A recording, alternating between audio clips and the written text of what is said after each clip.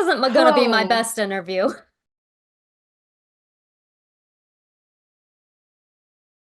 hello everyone, and welcome to another round of One of Us Writes a Horror Story based off a Taylor Swift song that was never supposed to be horror. Today, Kayla has tackled Enchanted in the form of a story called The Devil at Devlin Castle. The Devil Uh, at Devil, Devlin.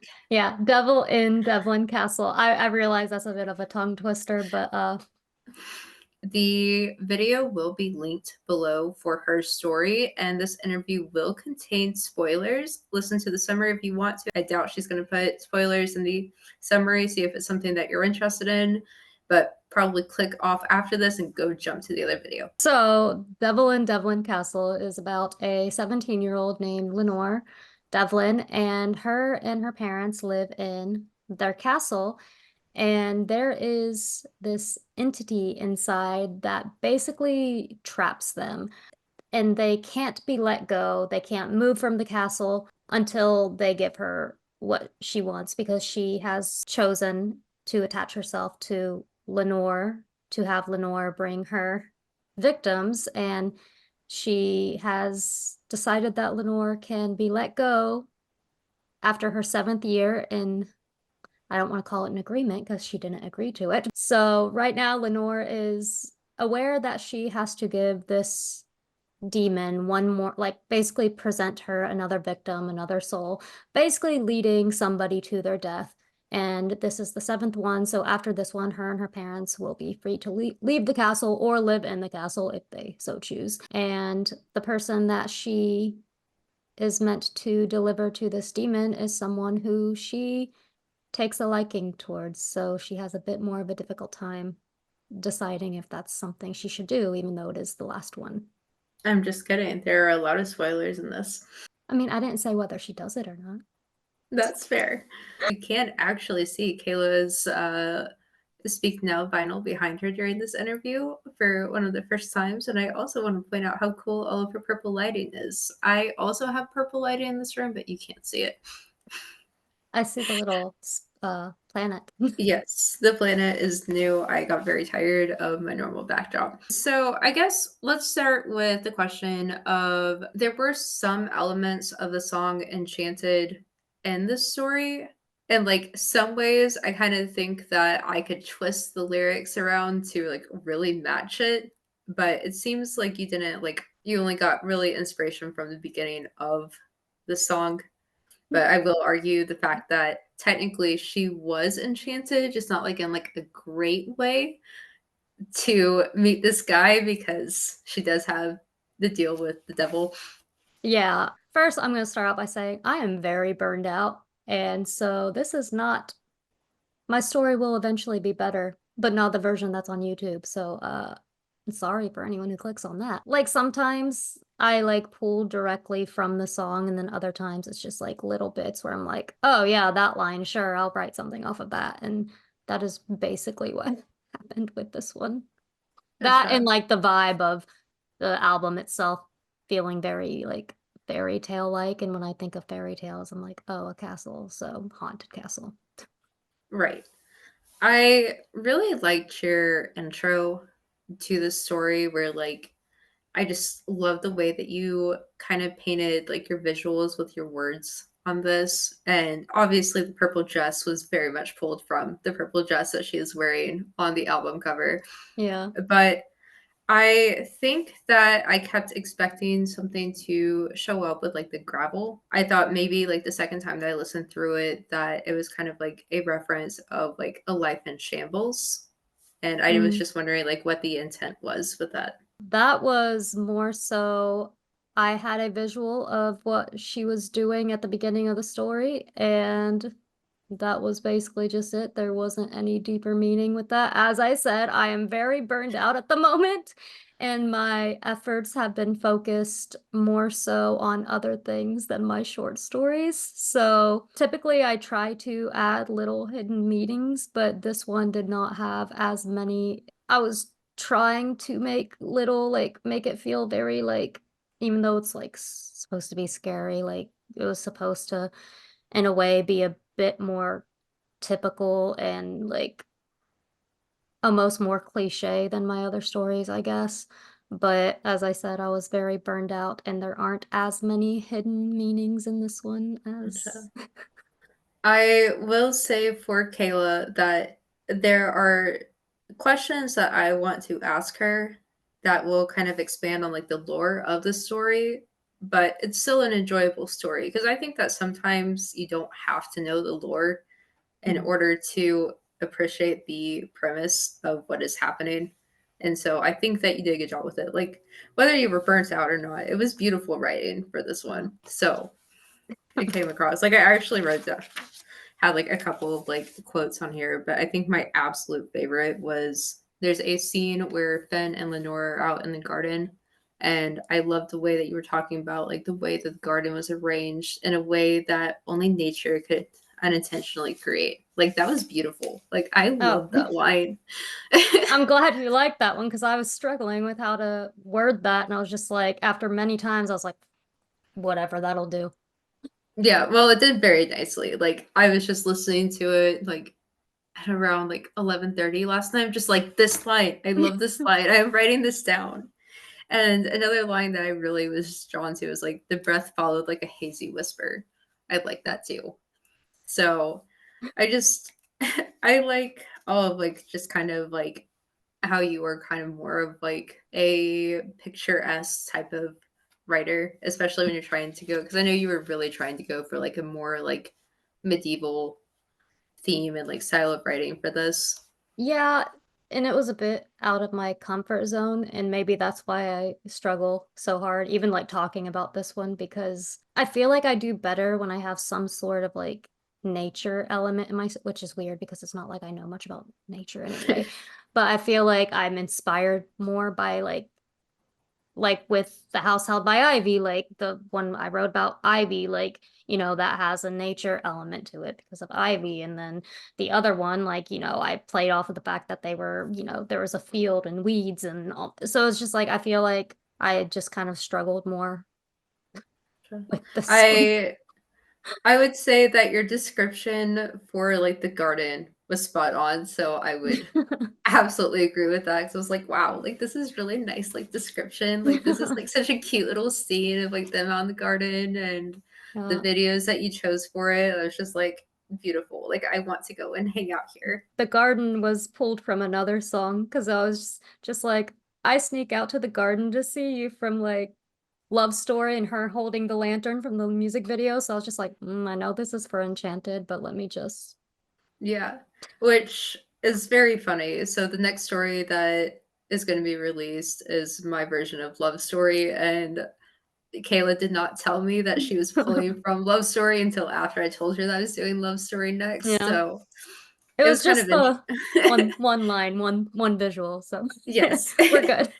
So also in the garden, she talks about how she is obsessed with fairies, and you also threw in a poem. And I kind of wanted to know, like you said that you weren't really trying to like go with like deep like other meanings for it, but I did want to know like a little bit more about like the significance of the fairies and the poem itself. That was more so like you can see like kind of setting up because obviously like we know he's the one she's supposed to have to deliver, but obviously she does have these, even though she's been going through this awful time for the past 7 years, like she has these really good memories of her parents and these good memories that are associated with her parents. And so at first I was toying with the idea of making the demon like not really a demon but a fairy of some sort, but I was just like, I didn't feel like going diving that deep because there's so many things on fairies and different types of fairies. So I was just like, no, I'll just make it something that's like because like I said, I was trying to pull in like a little fairy tale element and obviously fairy tale. Um, and it was just supposed to, I guess, look at me, I'm like forgetting the question already.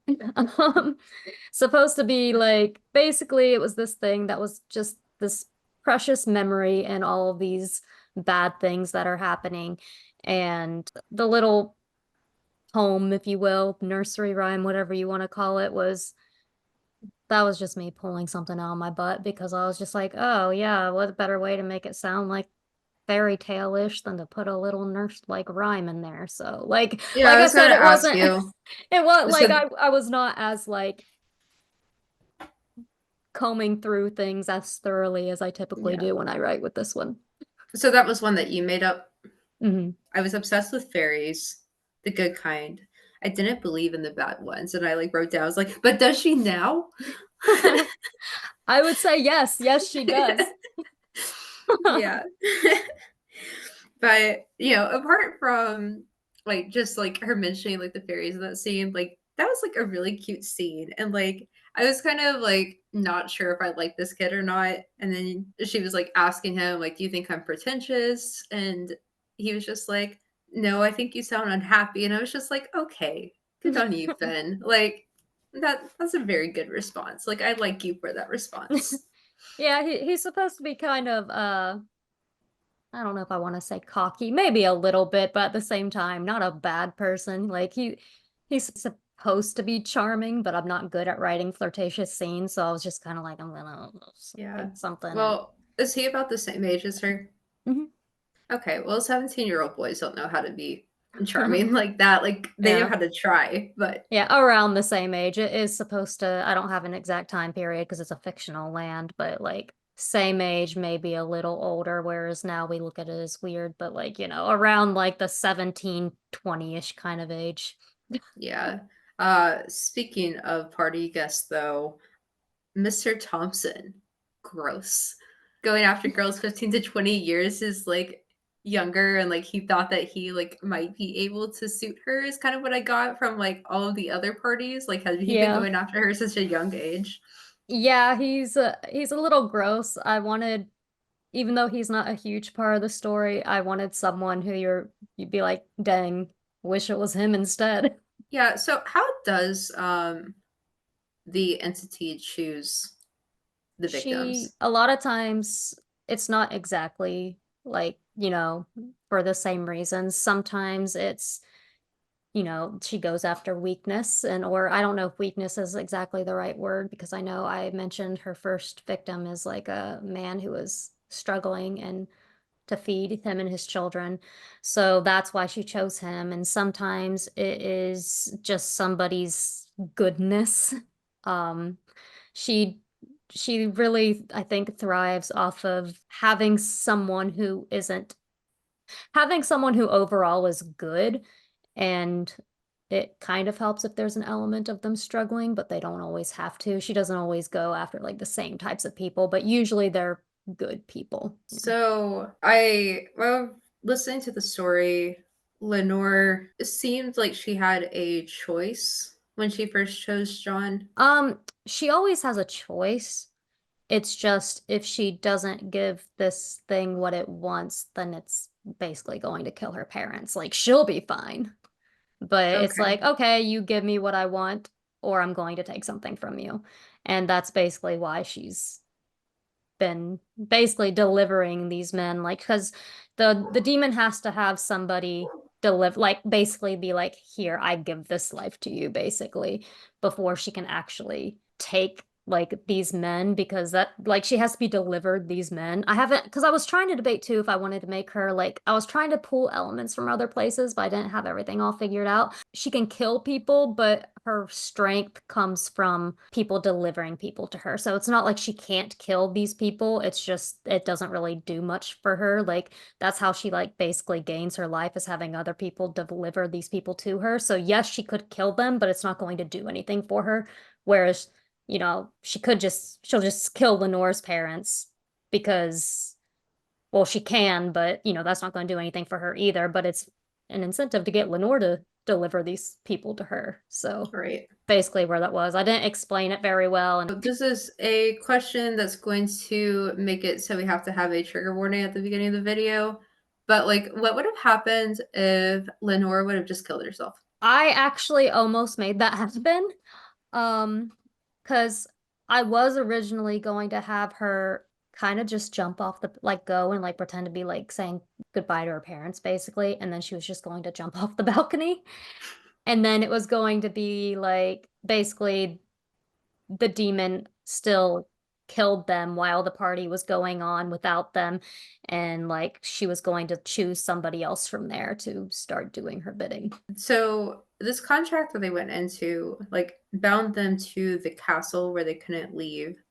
And I was wondering, like, since this is a castle that is named after Lenore's family, is this somebody who was somehow like related to the family? Like, has she always been in this castle, like even like long before their family, or like what's kind of her history? Honestly, I basically just said Devlin Castle because I live at it and it's been in their family for a long time. But this demon was not necessarily part of their family, but I didn't really have in my head how she ended up there because, like I said, I wasn't as thorough with my writing this time or my Okay, backstory. So this was me pulling something out of my butt trying to like write something gotcha. different than I typically do.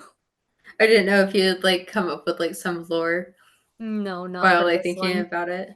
So, how long unfortunately. did it take you to write this one? Because I know you ended up having a lot of like things coming up in like the meantime, so that's why you weren't able to put as much effort as you typically would like into this story. Oh gosh.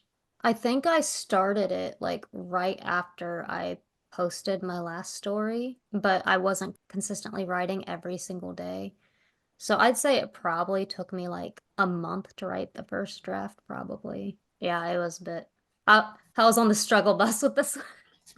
Is there a way that you would have written this story differently, do you think? Yes, I'm not sure how that would be right now. I do know that I am eventually going to go back and change a lot and hopefully make it a lot better. YouTube probably won't see it, but I don't, I do, I would have written it differently. I just don't know how that would have looked at this moment. Is this a I know that it was kind of like more difficult for you to write this genre, but is this like something that you kind of want to explore more, like this whole like time period and setting type of deal? Yeah, definitely. Because that was kind of the point of why I actually picked Enchanted was it was kind of really outside of my comfort zone. I really, really respect people who can write fantasy and who can write more like medieval type of time Same. period pieces, but am not one of those people who's exactly skilled in that area. So this was, like I said, it was a very, I tried. Look, you get an A plus for effort. Uh, Whatever that means. Since Enchanted does not have its own music video, this isn't really about your story, but like how would you envision it? Because you are a very big Taylor Swift fan, and I am kind of curious about that. I would have hoped it would have kind of been a more extravagant, like, love story because, like, more like a castle kind of darker, like, but at the same time, kind of more like, not darker, but how Like am a I trying grown to up say version this? of Love Yeah, Story, like a maybe? grown, yeah, like of that, but maybe the color scheme being a little different than the love story music video, not as like bright and summery as that one. And I don't know, I always pictured it being some sort of like castle-y type thing. I don't know how Yeah. it would have been. That was just like a random question that I wanted to like make sure to ask you before asking more questions about the story. So another thing that I was kind of interested by was the fact that so in the story, Finn's brother actually ended up being the very first victim. So it was kind of like a closed circle in a way. I don't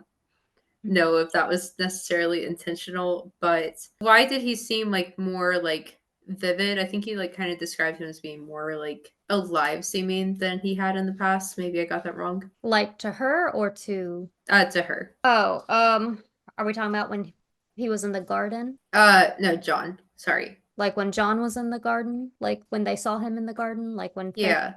Okay, well, that was basically like the castle's just kind of messing with them. And she's been seeing a lot of her past victims, but he, on the other hand, the castle's also messing with him as well. It would be, kind of more of a shock to see your brother looking okay and then seeing them like, split in half, basically. That just kind of he thinks he sees his brother. He thinks his brother's alive. So that was kind of more so what that was. It wasn't like his actual ghost so much as this thing's able to make them appear how she Gotcha. Because I wants. was gonna ask you if like the other guests of the party were able to see. No. No, honestly, it's like they're just kind of they're doing their thing, not aware that anything's going on. So they're just oblivious. Gotcha. You know, like Mr. whatever his creepy name is like, Hid hey, I finally got myself a gold digger young girl. Yeah, like I mean he's having a good time, so I guess it's a good night for Yeah. him. And the guy who thinks that he's stealing like silver, like he's having a good night. Like Yeah, he's not gonna have a good next day, but he's yeah, having a but good night. yeah, everyone else is having a fantastic night. So why So are they unable to leave the castle? Or I guess it makes sense for your story since they're like bound, but like would she have been able to follow them elsewhere? Like how exactly did that work? that's more so like yes, they could technically step foot off of the land, but like this thing's gonna kill them. Gotcha. She's just Okay. like So that's part of she's their contract. Yeah, she's just kind of like, "Hey, I like yeah, I could kill you." Like it basically that's how she I don't know if I want to say has life because she's not really like alive, but I mean, I guess maybe. I don't know how demons work. Like whatever. It's my story, but I don't even know. But like I said, like she can kill whoever she wants, but that doesn't really give her like the power that she needs. Her power comes from making other people do it. Like Right. so it's like yes, they could leave, but they're kind of donezo if they do. So Gotcha. So how did they enter into this contract? basically the demon shows up and she's just like this is what you're gonna do or this is what's gonna happen and it's either you do it or the consequences. So it's not really a I sold my soul to you. It's just like a dang, we got really unlucky here because you picked us, huh? So that's great. Who would you say is most culpable in this story? I don't really want to say Lenore because she was like 10. Probably it's what I'm having like kind of a difficult time with because she does get older, but she's been doing it since she was a child. But at the same time, her parents, it's like I didn't go into her family or anything. It's like, okay, but if they had somebody else who could have taken care of Lenore, what would it have been kinder to have her lose her parents and have someone else take care of her than to basically have this guilt of knowing that she's basically killed 7 people? So I think in a way, her parents, like, Okay. but that's just Yeah. my 'Cause opinion. it seems like at the end she is kind of like starting to have that realization for the first time. Mhm. Like, has she been feeling like all this guilt and like burden on herself and like thinking that her parents were just like bystanders throughout all of this? Think she's always kind of known because typically, aside from the chef who unfortunately bit it, typically aside from the like aside from the chef, she doesn't really know these people beforehand. And she kind of met this guy that she was kind of like smitten with a little bit. And I think that, being a teenager when you have those feelings, even if you don't really know somebody, maybe you would put a little more thought into taking them to their death. And I think that's when she was just kind of like, okay, I have already destroyed like this guy's family once because I basically killed his brother. Now I'm going to have to do it again to save my family, but like now I'm destroying another family and my parents are completely aware of this and it's just kind of like I don't know. It's just one of those things where I don't know. Trying to figure Yeah. out how to describe it, but I'm brain's not functioning. No, that's fair. So what do you think happens next for them? Because like she had a actual decision to make at the very end where she was like kind of debating this for like what kind of seemed like the first time. And like now that she knows that she purposely sacrificed this guy for her family and that she could have possibly done differently and the curse is lifted, like what is next for them?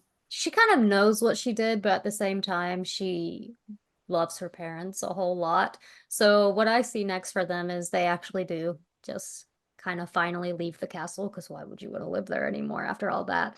Right. And they, probably go and live in a maybe not the village, but a nicer part of this land, this fictitious land. And she is going to be dealing with the fact that she has killed people for the rest of her life, but I don't see her being resentful towards her parents because that's how she kind of justified doing it was for her parents. Where some people would be resentful and be like, okay, well, you're the one who did this. But in her mind, it's yes, they had me, they helped me do this, they encouraged me to do this, but I did it for them and they would have done the same thing for me. So they go, they leave the castle, they live somewhere else, and they just go on with their lives, always Gotcha. carrying with them that they've killed people, but it's like, hey, they escaped.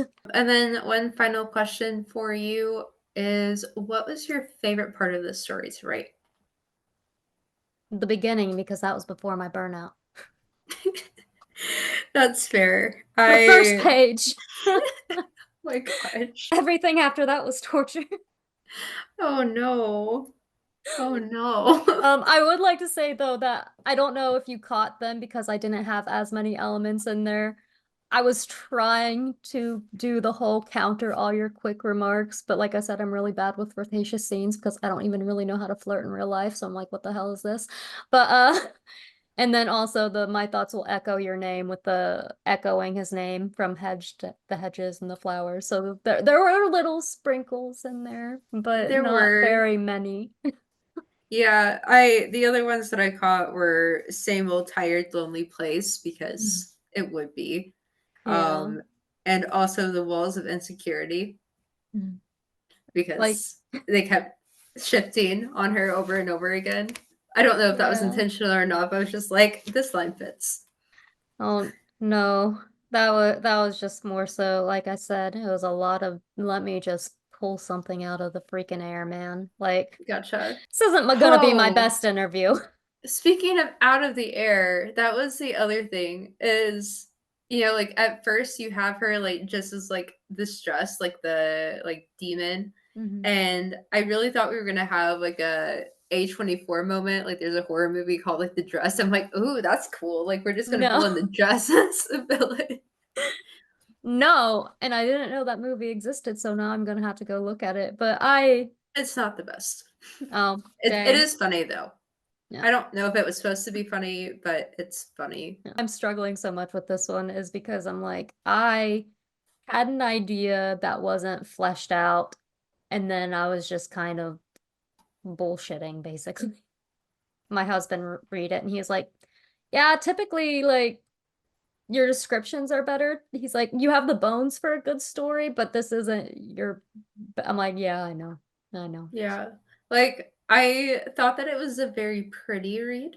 It was, but I could definitely tell that you were just like, this element and then this element. I was just like, all right, like, Yeah. but it kind of came across like I know you said that you like struggled with it, Yeah. but it almost kind of seemed like you were having fun, like coming up with like what magical elements and like twisting of Lenore and her family's like world could you throw Yeah. in?